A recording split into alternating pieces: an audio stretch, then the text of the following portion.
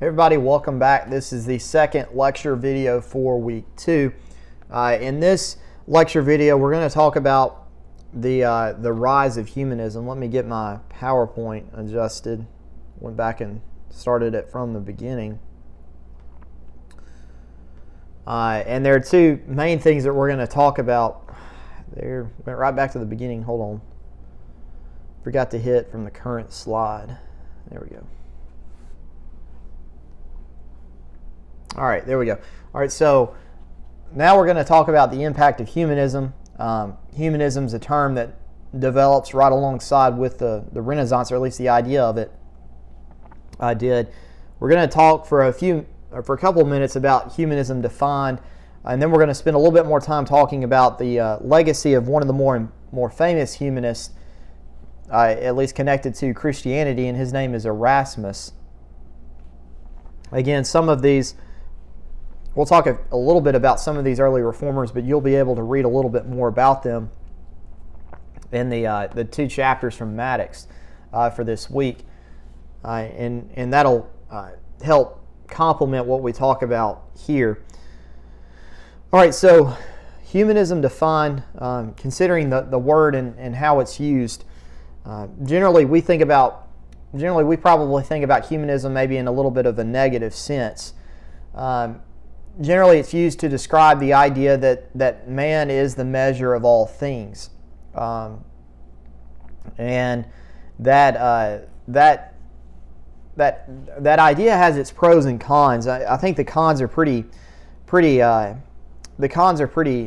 much there, right? If man's the measure of all things, man's the highest. Man's sort of the highest authority, maybe we could say, and a lot of times, at least today, modern day humanists are often people who don't believe in God, because man's the measure of all things, and in that way it's a negative thing. But there are other ways in which humanism is good.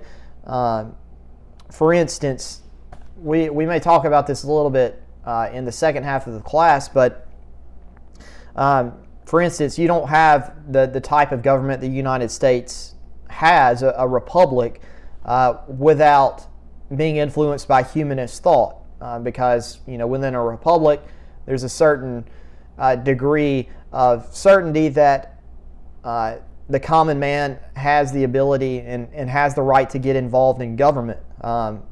That is in part a legacy of humanism. So in some ways it's good, in some ways it's not good, at least in that definition. But at this time, humanism was simply used to describe the study, and a humanist would be one who studied the humanities, and in particular classical literature. That being, again, the classical works of Greece and Rome.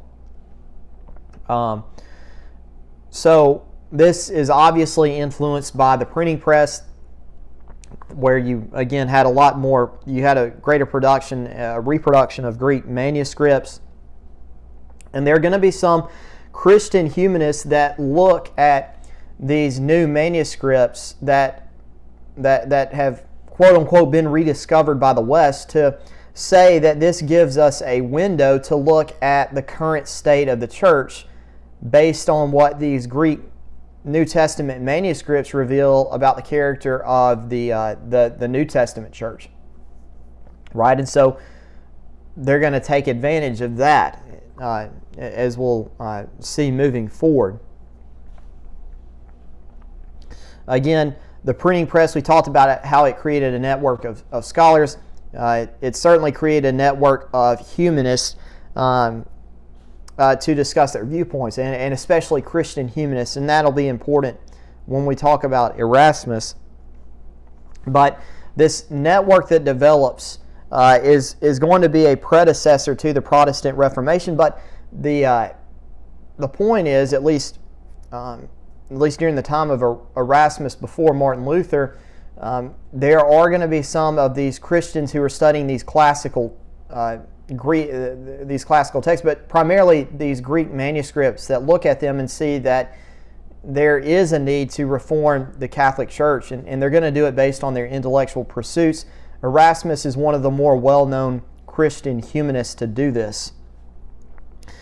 So looking at Erasmus, first talking about him as a man, he certainly knew he knew the corruption of the church, the Catholic Church, very, very much firsthand.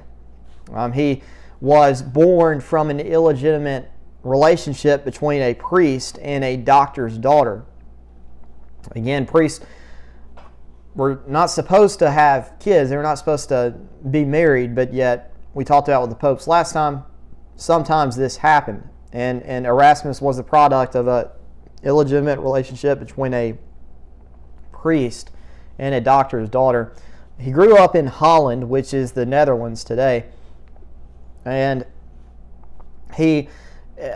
Holland was a trading city. And in a trading city, you're going to be exposed to a lot of different cultures, a lot of different ideas. That is what Erasmus experienced. This actually helps develop him into what some could label him as a moderate when it came to religious matters,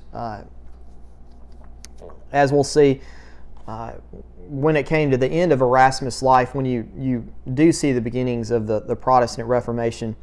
And this will be very important during that time. He originally went to school to study scholastic theology, like some of those theologians we talked about at the beginning of class who were asking those subtle questions and talking about whether you accept things based on faith versus how much can reason prove.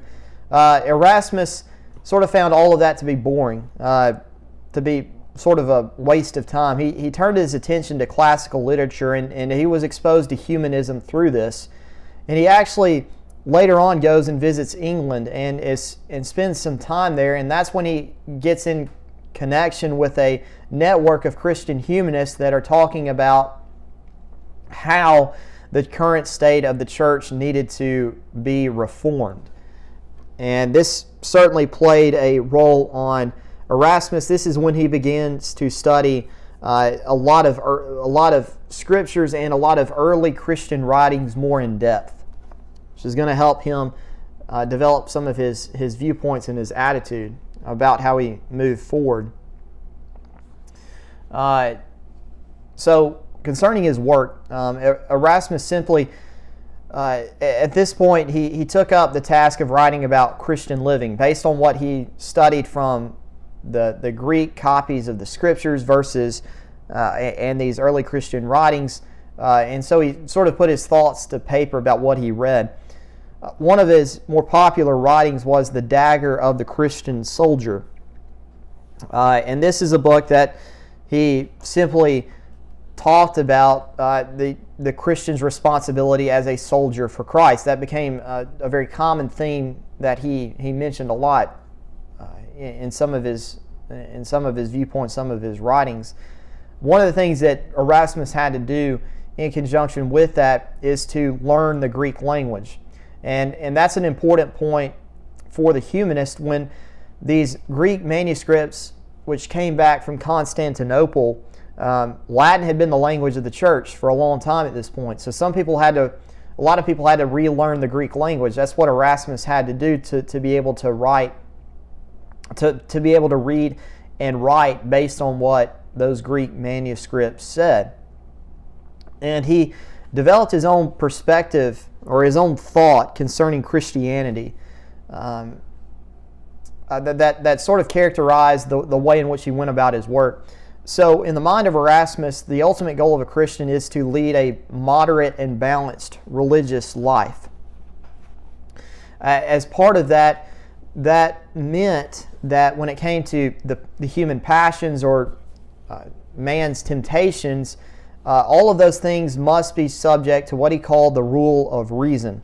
And in this way, you begin to see the influence of some of those classical Greek writers on Erasmus' viewpoint. So, for instance, Plato. You think about the Stoics, right? If you think about somebody who is Stoic, you don't see them exhibit a lot of emotion, right? Whether that's anger, sadness, or joy, happiness, laughter, things like that. The Stoic doesn't exhibit a lot of emotion. or at least to a certain extent. And you get that from the idea here. You lead a moderate, balanced life. The passions, the human passions, you get those under control under the rule of reason. You see some of the influence of the Stoics on that. As well, you see a little bit of the influence of Plato in that as well, which really shapes Erasmus' outlook. And that shows that those classical Greek writings that are being rediscovered, they're also circulating among Christians who are thinking about how does the Catholic Church need to change based on the corruption that is there. He was not a monastic. He was not a fan of monasticism. So we talked about before that some of the things that Erasmus is talking about, that seemed to be that seemed to characterize or seemed to describe the way that a monk or a nun lived. Well, Erasmus did not think that monasteries were a good idea at all. And his point is that when it came to if you go back to who's the Christian soldier, well, Erasmus' argument is that every Christian is expected to be a soldier for Christ. And so every Christian must lead a moderate, balanced life. Every Christian must bring into subjection his passions or his what tempts him.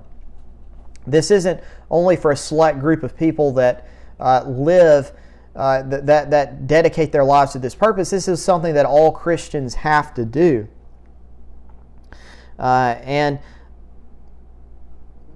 what this really is, well, a lot of what his ideas here, the moderate, balanced life, rejection of the passions, if you think about how we describe the office of the Pope in the last lecture video, in a way he's sort of critiquing the office of the Pope, because at this point the popes are all about doing whatever they wanted or living a very immoral lifestyle.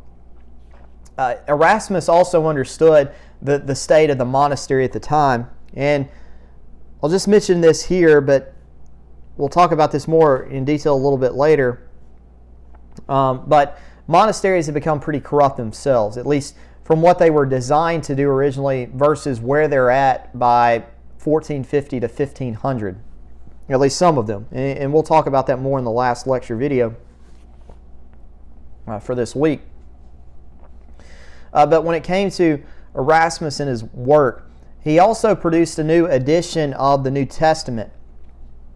It was first published in 1516, then it was published later, republished, the second edition at least, in 1519. And there are a couple of things I want to note about this edition of the Bible that Erasmus produced. So it pointed out that there were some concerns between the Bible and church tradition. One thing that I will say about Erasmus' edition of the New Testament is that it's one of the first translations in the West that is, I believe, based on Greek manuscripts. Now, we talked about last semester about John Wycliffe's Bible, the first Bible translated into English. That translation was based off of the Latin Vulgate. Whereas now with Erasmus, and then later on, 100 years from now, the first edition of the King James Version, those Bibles are translated not off of the Latin Vulgate, but off the Greek language. And there's an importance within that because when Erasmus studied some of these Greek manuscripts, he noted that there were some concerns or some potential contradictions between what the Bibles that were translated from the Latin Vulgate said and the translations of the Bible that came from the Greek manuscripts. And one of those main concerns was, what did the Bible say versus what had always been taught in the church? One example of this concerned what's called the perpetual virginity of Mary. The perpetual virginity of Mary. Simply stated, what this doctrine was is that after Jesus was born, Mary remained a virgin for the rest of her life. Now, Ezekiel 44 verse 2, I have that passage of Scripture mentioned there.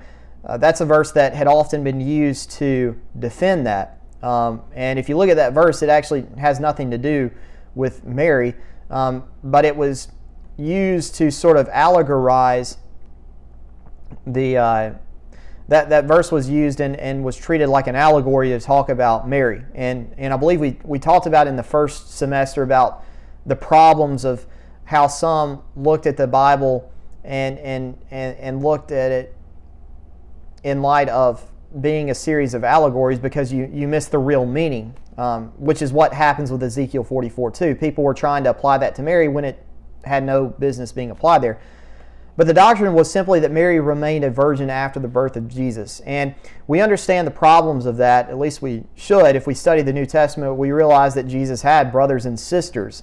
And obviously, if Mary was a virgin before Jesus was born, she didn't have the kids at that point, so she had to have them, afterward. So it indicates that she didn't remain a virgin for all of her, for the rest of her life.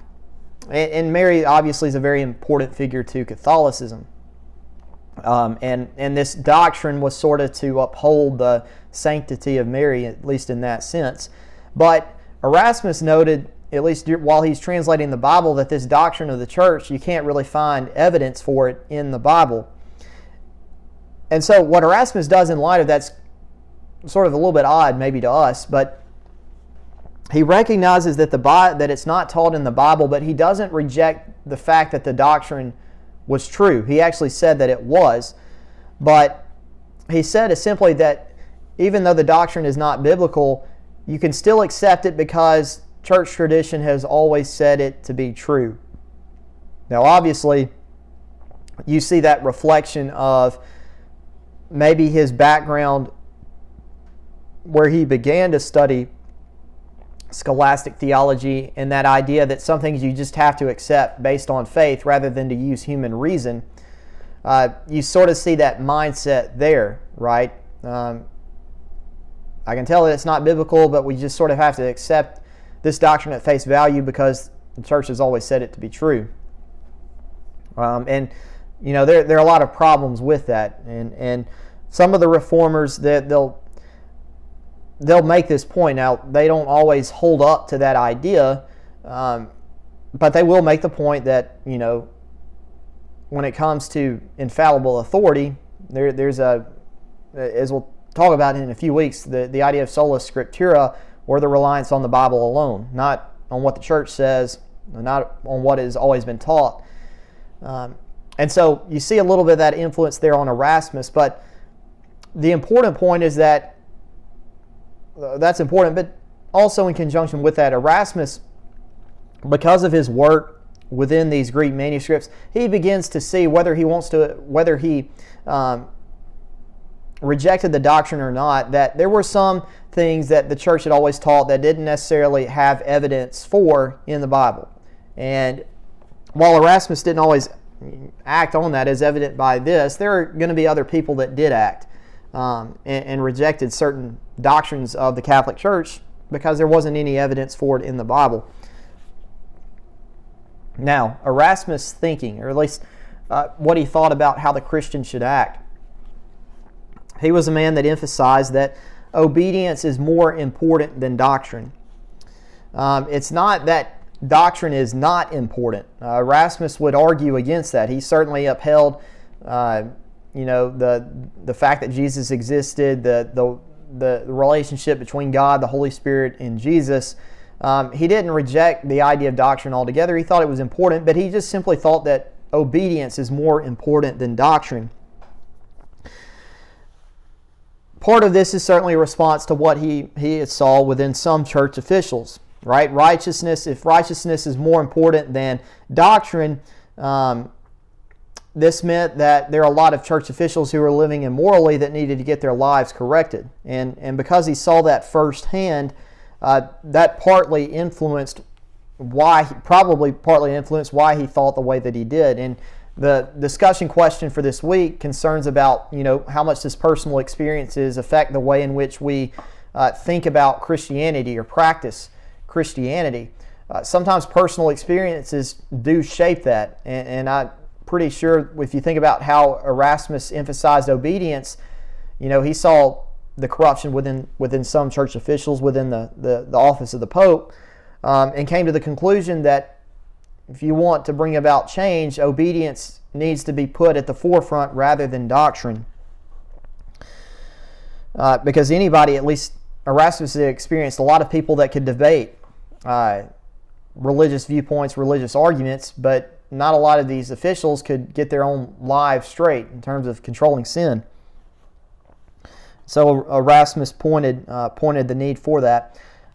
He also emphasized that when it came to the Christian life, the ultimate goal, or the ultimate starting point, is one of inwardness. And certainly there is a lot of truth to that, right? I can't take care, I can't take care of the outward problems that I have as a Christian if I haven't gotten control of my heart, right? Because if I gain control of my heart, then it becomes a lot easier to be able to handle the outside matters of sin if what's said in my heart is to do what God says. And so, Erasmus is certainly right on point, at least in terms of the importance of beginning within, to beginning on the inside, which a lot of the church officials didn't, right? Because they didn't get the problem of sin under control. And one thing that was taught within this, so for instance, like the Lord's Supper, Erasmus was concerned that, say, the Lord's Supper had just become a ritual. And so the idea being that, as long as you went to communion, and as long as you participated, you're okay. That's sort of the mindset that developed. And what Erasmus wanted to emphasize by thinking about inwardness is that you want to remember why you're doing what you're doing, right? You don't want to look at it as some ritual that you check off the list and you can say, you're good, you're in favor with God, and just move on about your day. You need to take time to think about what you're doing and the importance of that. Certainly there are a lot of good points that could be made there. And so he ultimately came to the conclusion that changes within the church could be made. His ultimate goal was, if every Christian lived the proper lifestyle, the church would be transformed into what it needed to be. And there is a lot of truth to that, right? I think a lot of congregations of the Lord's church wouldn't have the issues that they did if every single member was living the type of lifestyle that was expected of a Christian. You could solve a lot of problems within that way. Now, obviously, I think most of us would try to emphasize to Erasmus that is very true, but you don't have to downplay doctrine in order to get that point across. But Erasmus did a lot of good, and certainly his personal experiences probably affected the way that he thought. But in some ways, his personal experiences maybe hindered or limited the full scope of what he needed to see. Erasmus certainly did gain a large number of followers. It was said that you could go throughout many of the courts of Europe and find his followers that were advisors to kings, that were part of the nobility and things of like that. So Erasmus gained a wide following. And then the final point we'll mention about him is his connection with the Protestant Reformation. And even though he went about trying to change some things, putting out ideas about how the church can change, in some ways he was halted by the Protestant Reformation. Again, I mentioned earlier that Erasmus is, in a lot of ways, was sort of seen as a moderate in his day. And the problem, though, is that Erasmus was sort of holding a middle ground between a society that seemed to be pushing farther to the left, or not to the left and right, but farther towards Catholicism and farther towards the mindset of these Protestant reformers. And Erasmus, who holds this middle ground, he did whatever he could to not side with either position, which sometimes can be good. Sometimes you also make enemies in that process, which is essentially what happened to Erasmus. There were times where Erasmus did give his thought on the matter. Sometimes he stated that the Protestant reformers were going too far in what they were doing. At other times he would call out the Catholic Church for how they would punish some of these Protestant reformers. And so sometimes he would give statements or write statements that seemed to favor one side or the other, but he tried his best to remember to hold a moderate position once all this began, which is really at the end of Erasmus' life. And then by the time that he died, though, he sort of remembered pretty fondly for holding that middle ground. But Erasmus is essentially one individual that we could look at that took the ideas of humanism that had developed alongside the Renaissance, and how at least the idea of reviving the classical Greek manuscripts, just as some of the Renaissance men wanted to revive the classical era of Greece and Rome, there are other Christians that, in conjunction with humanism and the Renaissance, that sort of take that mindset towards reviving or bringing back and studying some of these older Greek manuscripts. And that leads them to recognize that there are issues with how the church is operating in their time versus how the church operated in the New Testament. And that, as we see going forward, sets off more further calls for change to the Catholic Church. And so in the last lecture video, which will be probably the longest of the three, we may have to break it down into two, that last lecture video we'll talk about what the Protestant Reformation was, a basic overview of it, and some of the, at least a few reasons why, in conjunction with what we've already talked about, why people were calling for a reform. But we'll go ahead and stop here with this video. Again, thank you for your time and thank you for your attention.